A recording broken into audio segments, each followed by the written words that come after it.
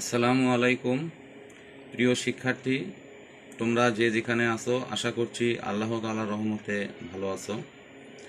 আজ আমি অষ্টম শ্রেণীর বিজ্ঞান বিষয়ে নবম অধ্যায় আলোচনা করব। আজকের আলোচনার বিষয় বর্তনী ও জলবিদ্যুৎ। আলোচনার শুরুতেই তড়িৎ প্রবাহের ওপরে আমরা ধারণা দেওয়ার চেষ্টা করব।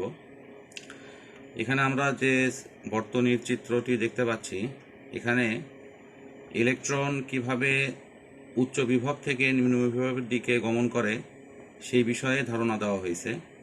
আর প্রচলিত নিয়ম অনুসারে বিদ্যুৎ প্রবাহিত হয় উচ্চ বিভব থেকে নিম্ন বিভবের দিকে, অর্থাৎ প্রচলিত বিদ্যুৎ প্রবাহের দিক ইলেকট্রন প্রবাহের বিপরীত দিকে হয়ে থাকে। এরপর তড়িৎ প্রবাহের এককে আমরা অ্যাম্পিয়ার দিয়ে প্রকাশ করি এবং এটাকে এ অক্ষর দ্বারা দেখানো হয়। তড়িৎ প্রবাহিত হয় মূলত বিভব পার্থক্যের জন্য।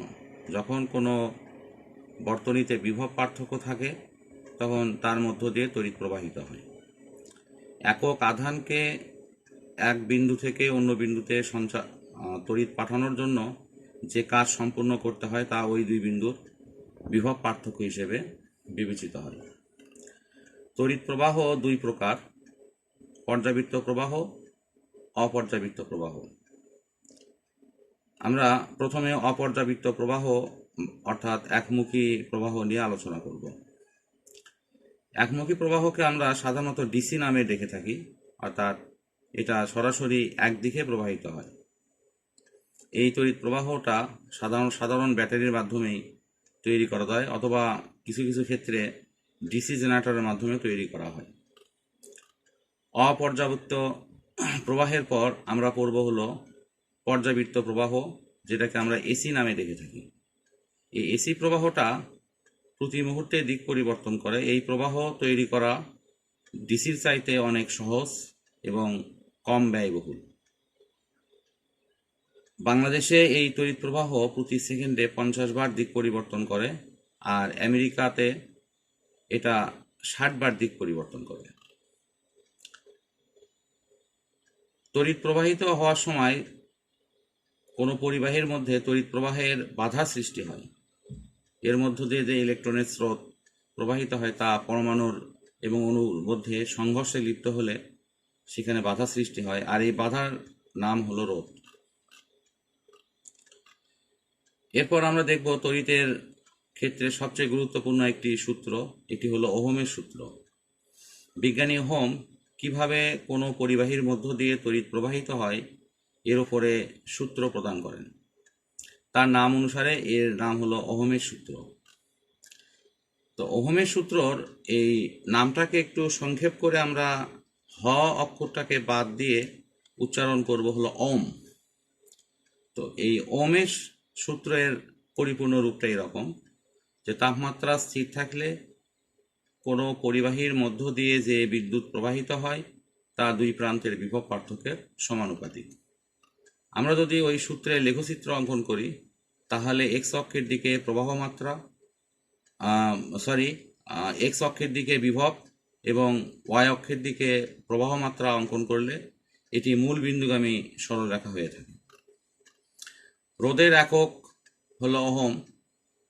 আমরা এটি সহজে সংজ্ঞায়িত করতে পারি যে এক বিভব পার্থক্য যদি কোনো পরিবাহীতে সৃষ্টি করে 1 অ্যাম্পিয়ার বিদ্যুৎ প্রবাহ দেওয়া হয় তাহলে ওই পরিবাহী রোধ হবে 1 ওহম।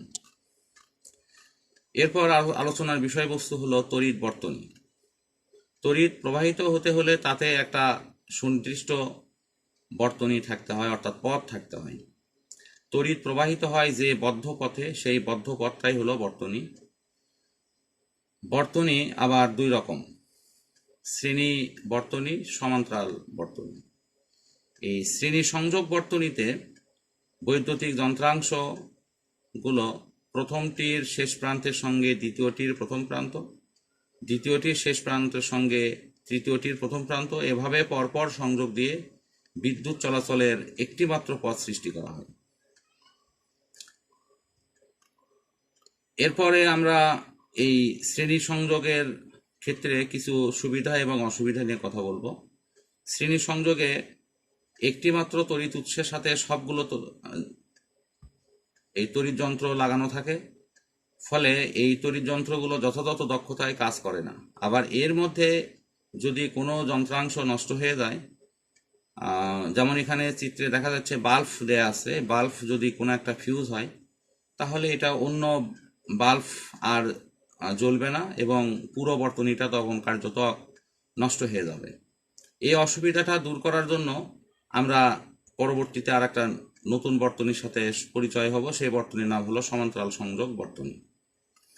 সমান্তরাল সংযোগ বর্তনীতে তড়িৎ যন্ত্রাংশগুলো সবগুলোর প্রথম প্রান্ত একটি সাধারণ বিন্দুতে এবং অপর প্রান্ত অপর একটি সাধারণ বিন্দুতে সংযোগ দেওয়া হয়। এই সংযোগ দেওয়ার ফলে এখানে বিদ্যুৎ চলাচলের একাধিক পথ সৃষ্টি হয়, আর এই সংযোগকে আমরা বলবো সমান্তরাল সংযোগ বর্তনী। এই বর্তনীতে প্রত্যেকটা যন্ত্র বা এখানে যে বাল্বগুলো দেওয়া আছে সবগুলো পৃথক পৃথকভাবে সমান উজ্জ্বল আলো নিয়ে জ্বলে। একটি নষ্ট হলে এটার প্রভাব অন্যটার উপরে পড়ে না, আমরা ইচ্ছা মতো এই বাল্বগুলোকে অন অফ করতে পারি। ফলে এই ধরনের বর্তনী গৃহ বিদ্যুতায়নে অত্যন্ত সহায়ক। এই কারণে এই সমান্তরাল বর্তনীর মাধ্যমে এই গৃহে বিদ্যুৎ সংযোগ দেওয়া হয়। এই অংশটার উপরে প্রায়ই পরীক্ষায় সৃজনশীল প্রশ্ন হয়। আশা করছি এই বিষয়গুলো তোমরা ভালোভাবে অধ্যয়ন করবে।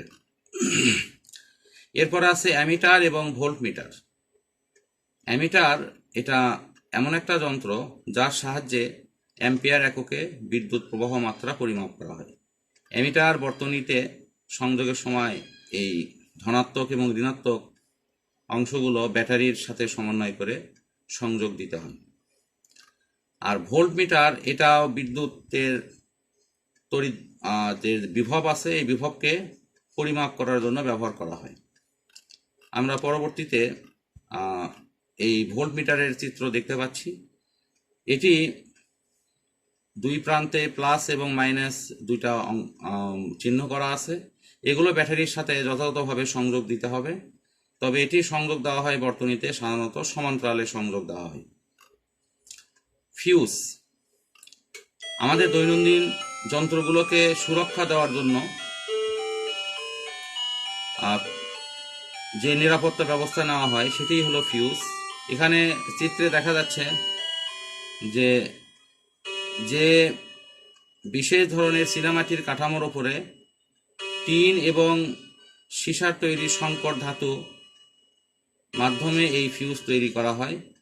এই ফিউজগুলো বিভিন্ন মানের হয়ে থাকে, 5 এম্পিয়ার, 15 এম্পিয়ার, 30 এম্পিয়ার, 60 এম্পিয়ার, এরকম বিভিন্ন মানের হয়। একজন সুদক্ষ ইলেকট্রিশিয়ানই এই ফিউজগুলোকে যথাযথভাবে কোনো বাসায় এটা সংস্থাপন করতে পারে। সেই বাসায় যে পরিমাণ ফিউজের প্রয়োজন তার যন্ত্রের অনুপাতে তিনি সেগুলো সংস্থাপন করে থাকেন। এগুলো প্রয়োজনের চেয়ে বড় বা ছোটোভাবে লাগানো হলে আমাদের বাসায় নানা রকম সমস্যা হতে পারে। আমরা উদাহরণ হিসেবে বলতে পারি যে একটা কেটলিতে 15 অ্যাম্পিয়ার তড়িতের প্রয়োজন হয়। আমরা যদি এখানে ফিউজ হিসেবে তার চেয়ে কম পরিমাণের ফিউজ ব্যবহার করি তাহলে দেখা যাবে যে এটি অনবরত কেটে যাবে এবং আমাদের নানা রকম সমস্যা হবে। আবার যদি বেশি মানের এখানে ফিউজ ব্যবহার করা হয় তাহলে এটি তখন কাটবে না এবং তখন দেখা যাবে যন্ত্রটি পুড়ে যাবে। সুতরাং এখানে সঠিক মানের ফিউজ ব্যবহার করার গুরুত্ব অপরিসীম। বিদ্যুতের কার্যত ব্যবহার ও অপচয় রোধে সচেতনতা। এখানে আমরা বিদ্যুৎ আমাদের দৈনন্দিন জীবনে নানা রকম কর্মকাণ্ড করার জন্য অত্যন্ত প্রয়োজনীয় একটা শক্তি।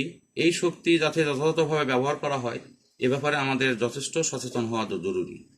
আমাদের অফিস বা বাসায় যে সমস্ত বৈদ্যুতিক যন্ত্র ব্যবহার করার প্রয়োজন নাই সেগুলোকে সেই সময় বন্ধ রাখা, বিশেষ করে লাইট, ফ্যান, এয়ার কুলার এগুলো প্রয়োজন হলে চালাবো, না হলে বন্ধ রাখবো।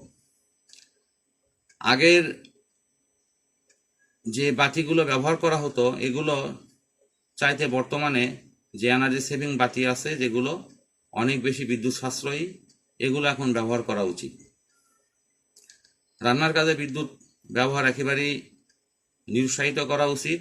ফ্রিজ কেনার সময় প্রয়োজনের পরিমাণ অনুসারে ফ্রিজ কেনা উচিত, যেন এটি আমাদের প্রয়োজনের চেয়ে বড় মাপের না হয়। ফ্যাক্টরিগুলো যখন স্থাপন করা হবে তখন প্রত্যেকটা ফ্যাক্টরির মালিক তাদের নিজস্ব ব্যবস্থাপনায় যাতে বিদ্যুৎ উৎপন্ন করে সে ব্যাপারে সুনিশ্চিত ব্যবস্থা নেওয়া উচিত। সর্বোপরি জনগণকে সৌর বিদ্যুতের মাধ্যমে তাদের বিদ্যুতের অতিরিক্ত চাহিদা মেটানোর ব্যাপারে উৎসাহিত করা উচিত। সার্বিকভাবে আমরা দেশকে সামনে এগিয়ে নিয়ে যাওয়ার জন্য এই বিদ্যুতের সাশ্রয়ী ব্যবহার করব, এই আশাবাদ ব্যক্ত করে আজকের পড়া শেষ করছি। আসসালামু আলাইকুম।